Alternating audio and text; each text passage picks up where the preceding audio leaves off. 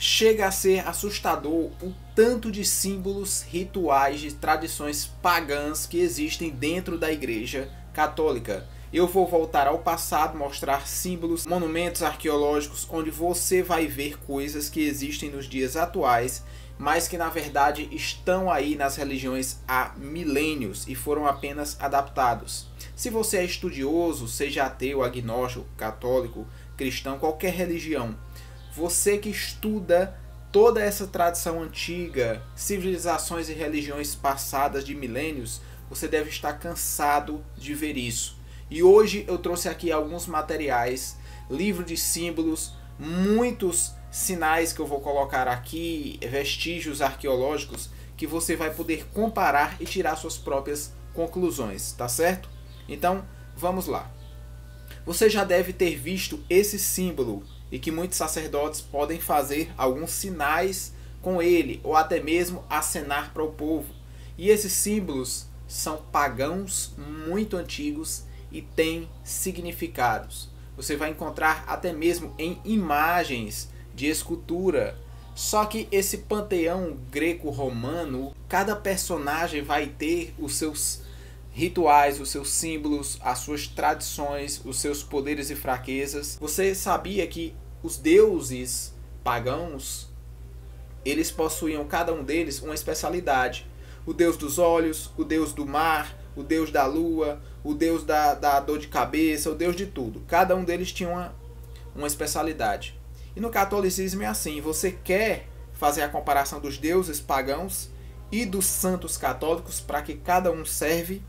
Eu vou colocar o link aqui abaixo e você vai consultar um site onde vai apresentar a lista de todos esses deuses em comparação a todos esses santos.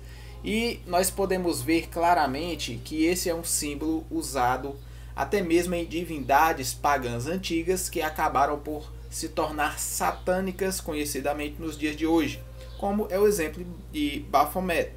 Esse símbolo você vai ver o mesmo sinal sendo feito pela mão, dessa forma, assim como vários e vários outros símbolos.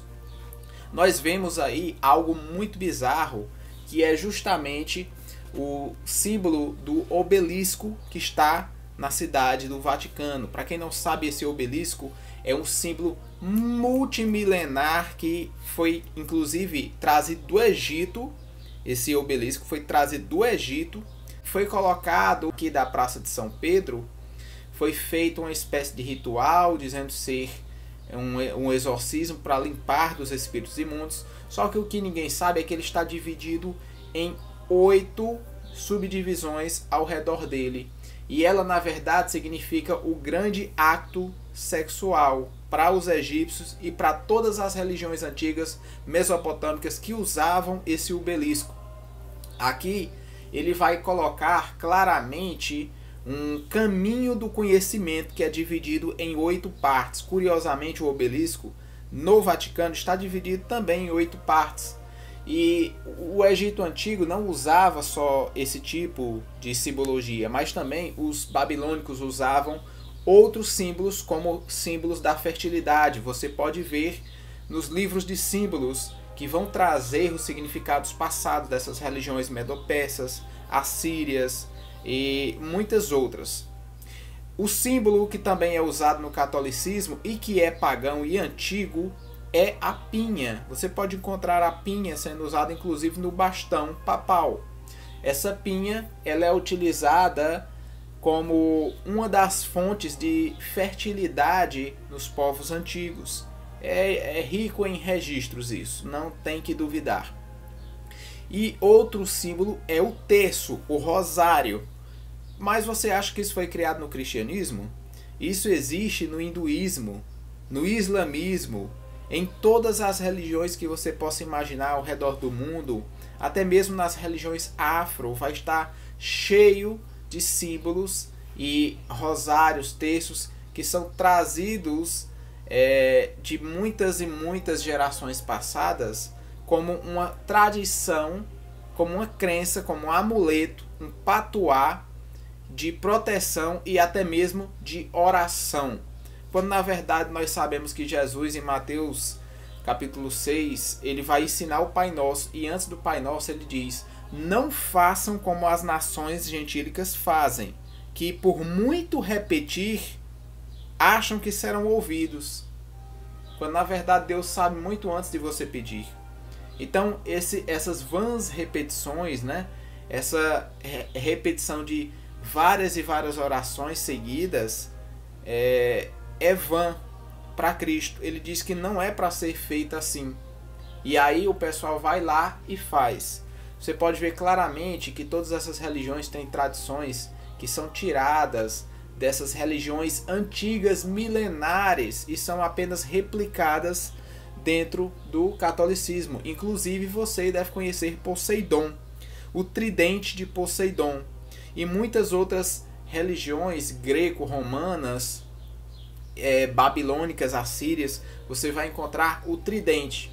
E esse tridente vai ser amplamente encontrado também na Igreja Católica, como você pode ver aí nas imagens que foram mostradas.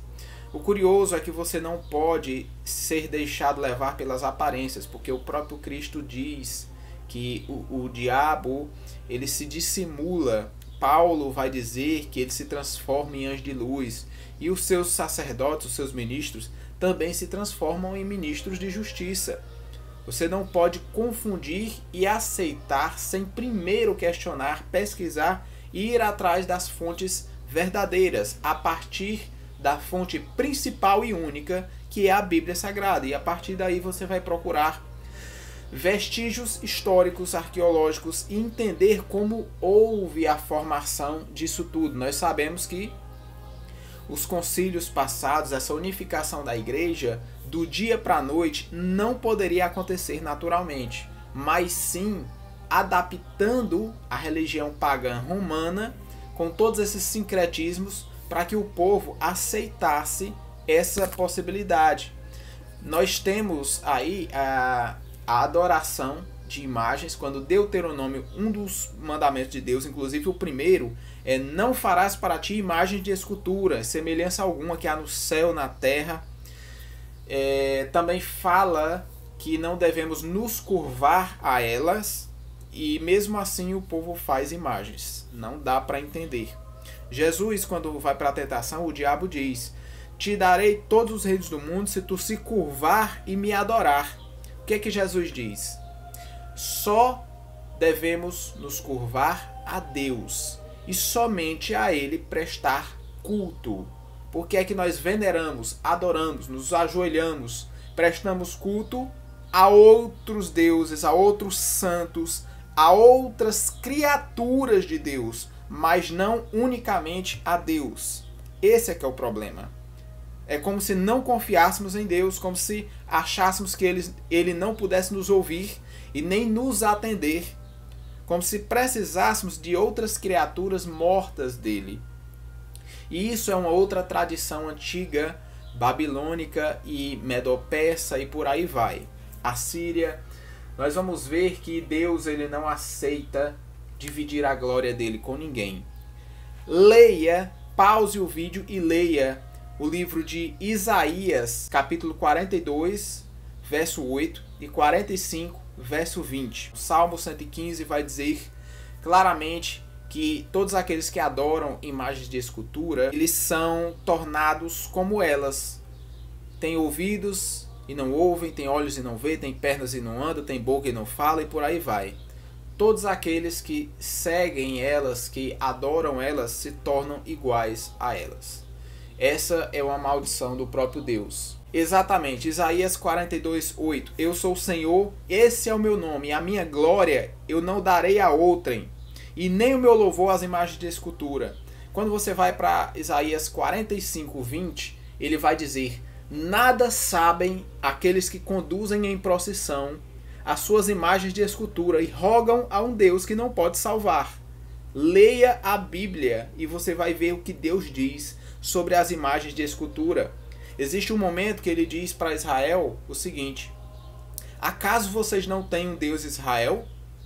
Que é preciso consultar outros deuses? Deus é um. Ele não divide a glória dele com ninguém. Somente ele é digno de adoração e toda a oração deve ser direcionada para ele. Como é que você chega até Deus? Jesus diz: ninguém vai ao Pai se não for por mim. Paulo explica que Jesus é o único mediador entre Deus e os homens. É o único que você pode usar para ir até Deus. Mesmo ele sendo Deus, Deus feito carne. E aí você entra em uma série de problemas, um atrás do outro. Aqui, continuando, nós temos que ver que o Apocalipse fala de uma besta que tem um alcance mundial, que vem de muitos povos, tribos, línguas e nações. E essa crença ela está espalhada por todos os povos, tribos, línguas e nações. E que os reis da terra se prostituem com as suas imundícies. E nós vemos que todos os governantes do mundo se encontram com a autoridade dessa denominação, que usa púrpura e escarlate. Para quem não sabe, púrpura e escarlate são as cores vermelho, que você pode ver, que são as cores usadas em Apocalipse capítulo 17, verso 4, e também roxa, que é usada amplamente nessa crença. Está adornada de ouro, de pedras preciosas, isso não precisa nem dizer, de tantas igrejas, utensílios, ostensórios, cruzes, taças feitas de ouro, de prata e de pedras preciosas. Inclusive adornos que eu já vi de vestimentas feitas de ouro com valor de R$1,5 milhão. A cruz deformada, para quem não sabe, é um símbolo satânico muito antigo, usado desde o século VI. E consiste numa cruz caída em que Cristo está sugado, com os braços arriados, debilitado de uma forma muito raquítica, que é uma forma de zombaria para mostrar a fraqueza de Deus. E você pode encontrar isso claramente no catolicismo, no bastão papal. Outro símbolo é a cruz, que dizem que é a cruz de Pedro, que foi crucificada de cabeça para baixo, quando na verdade a cruz invertida é um símbolo de zombaria, de negação do cristianismo, de inversão dos valores cristãos, porque o diabo faz isso, ele nega, ele inverte, ele faz tudo imitando, só que o contrário. E isso é algo que não representa a cruz de Cristo, e você pode ver claramente no catolicismo. É muito claro que o Deus Sol é a divindade talvez principal no catolicismo, onde existe 4 raios, mais raios auxiliares nas laterais, ou seja, são 8 raios, que simbolizam aqueles 8 estágios que estão ao redor do obelisco. É um número sagrado para esse tipo de paganismo. Você vai encontrar nas roupas, em imagens, em cabeças de santos, em ostensórios. E esses raios são considerados raios da iluminação do Deus Sol, antigo, pagão e muito cultuado no Egito, na Babilônia, em toda a religião antiga. Inclusive Zeus, você vai ver ele aí como uma representação dessa divindade, jogando raios e tudo mais. Assim como aquela cruz igual, uma cruz que a gente conhece como cruz de Malta, onde você vai observar claramente ela sendo exposta em símbolos antigos, desde símbolos sumérios, como a adoração ao Deus Sol, e aqui em roupas de sacerdotes católicos, a mesma representação de coroa do antigo rei Assur-Nassir-Pal II. Ele aqui é uma das representações tanto políticas quanto religiosas daquela civilização passada. E é muito claro notar que o Sol ele não deixa de sair da adoração, da simbologia, da representação dos pagãos antigos e continua a existir no paganismo atual, o catolicismo. É muito claro perceber que não há nenhum disfarce, é uma imitação clara, apenas uma mudança de nomes. A peça é a mesma, apenas o nome dos personagens mudou, o nome dos ritos mudou, mas a anatomia, o caminho é o mesmo. Será que não dá para perceber? Olha aí, o que você pode ver agora é a adoração ao deus Mitra, a Dagon. Essa Mitra é a imitação da cabeça de um peixe, onde você vai encontrar uma tradição muito antiga chamando o bispo de Mitra. Curiosamente, é os mesmos nomes e usando aí água benta como um modo de evaporação, né? Símbolo muito usado também no Egito, você pode encontrar nas coroas de divindades e até mesmo do faraó. Baal é representado por esse sol, né? Um deus antigo, e que também está presente ali ao redor do obelisco. Curiosamente, a meia-lua vem de Semiramis, vem da Lilith, vem de muitos outros tipos de divindades antigas pagãs, inclusive é encontrada no islamismo. É uma das formas de adoração antigas adaptadas para o Islã, onde em cima das mesquitas você vai encontrar meias luas e depois uma estrela logo acima. Curiosamente, no catolicismo você vai ver aí a meia lua e uma hóstia acima, representando a estrela. E a estrela, muito provavelmente, também é o deus Sol. Os cajados também são símbolos antigos que são usados como bastões episcopais, associando como se fosse a pastores de ovelhas, mas esses bastões são muito antigos, usados na Mesopotâmia, em Atenas, em deuses egípcios, faraós utilizavam. Você pode cansar de ver nas imagens. Já ouviram falar do Sagrado Coração de Jesus? Pois é, existia deuses antigos babilônicos que possuíam um coração para fora, onde apresentavam a santidade desse coração e também a existência dessas chaves cruzadas. E nós vemos claramente, quando associamos um pouco mais o símbolo de Anu, veja que é como se fosse uma cruz dentro de outra. Então associe agora o símbolo papal, onde tem o P que muitos dizem ser de Pedro. Qual é a diferença desses dois símbolos? Será que tem muita diferença entre eles? Podemos ver que existe uma grande adoração, principalmente nas igrejas mais antigas, aos mortos. Um acúmulo de materiais, de cadáveres, são colocados debaixo das igrejas. Por quê? Porque acreditam ser algum tipo de força motriz para a abertura do mundo espiritual. Curiosamente, mortos eram utilizados em templos antigos, babilônicos, pagãos, de todas essas civilizações que deram origem ali na raça humana na Mesopotâmia.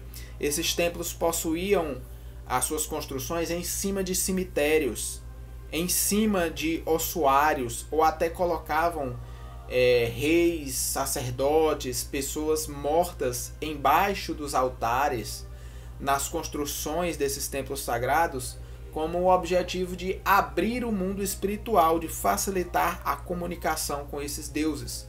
E aqui você pode ver claramente que toda igreja, toda catedral, toda construção católica, existe a veneração pelos mortos, onde eles colocam claramente os mortos em túmulos ou até em caixas de vidro para exposição pública. E isso é uma tradição muito antiga, pagã, a veneração de mortos, quando Deus considera impuro e proíbe o povo de Israel sequer de tocar. Inclusive os seus sacerdotes, os sacerdotes de Deus, eram proibidos de tocar em morto, de andar em cemitérios, e assim eles se tornavam impuros, quando na verdade o catolicismo está aqui adorando de uma forma descarada os mortos. Isso é proibido por Deus. Continua a haver na modernidade símbolos como, por exemplo, no auditório do Vaticano, que parece realmente uma serpente. Olha os olhos, olha as escamas e os dentes lá no meio. É curioso que no meio, como se fosse dentro da boca da serpente, você encontra o que ele chama da ressurreição de Cristo, como se Cristo estivesse dentro da boca da serpente. O que Deus diz é que Cristo esmagaria a cabeça da serpente, que lhe feriria a serpente. E aqui, comparação entre deusas, que eram consideradas as mães de Deus, na Babilônia, Egito, Grécia, em Éfeso, você vai encontrar em Roma, na China, no hinduísmo e no catolicismo romano. Veja a comparação aí. Todas eram consideradas nessas religiões mães de Deus, mulheres da fertilidade, que tinham o Filho de Deus no colo para amamentar. Curiosamente, essa tradição antiga de mãe de Deus, ela é citada até mesmo na Bíblia, no livro de Jeremias. Você vai encontrar uma nomenclatura dada para ela como Rainha dos Céus. Você já ouviu esse termo antes? Rainha dos Céus? Pois é, era o nome dessas divindades antigas que o profeta Jeremias disse que o povo estava adorando. Diana, você vê Afrodite, Ísis, Semíramis, Vênus. Todas essas religiões aí tinham as suas divindades femininas como mãe de Deus amamentando o Filho de Deus. No catolicismo fizeram essa adaptação, sendo que na Bíblia não existe isso. Nós podemos ver aqui uma quantidade enorme de paganismo e adoração, não de Deus, mas do próprio Satanás nessas religiões. Quando você não adora Deus, você está adorando o diabo. Todos esses paganismos aí, onde ele apresenta a devoção por imagens e símbolos que não são de Deus, claramente você está se voltando contra Deus. Em alguns livros eu pude perceber aqui, os símbolos, algumas imagens que vão comprovar tudo isso que está sendo dito. E eu vou colocar para vocês terem uma ideia do que eu estou falando. Algumas dessas imagens são colocadas como muito antigas, como adoração pluri de deuses e citadas, mencionadas em registros de muitas religiões milenares, até mesmo muito antes de Cristo, e que passaram a integrar o catolicismo romano. Adoração ao deus Sol, bispo de Mitra, a pinha. Todas essas coisas, símbolos, rituais, são utilizados. O chamado é para que saiamos dessa Babilônia, dessa grande confusão, dessa grande e vã adoração de deuses. Eu poderia mostrar aqui mais horas de vários outros símbolos pagãos e apresentar rituais, mas nós vamos encerrar o vídeo por aqui. Clique no link abaixo, não se esqueça de curtir, de comentar aqui, de se inscrever, de apertar o sininho, compartilhar para os seus amigos, porque ajuda bastante a divulgar o nosso canal, tá certo? Então ficamos por aqui, espero que tenham entendido, nos veremos nos próximos vídeos.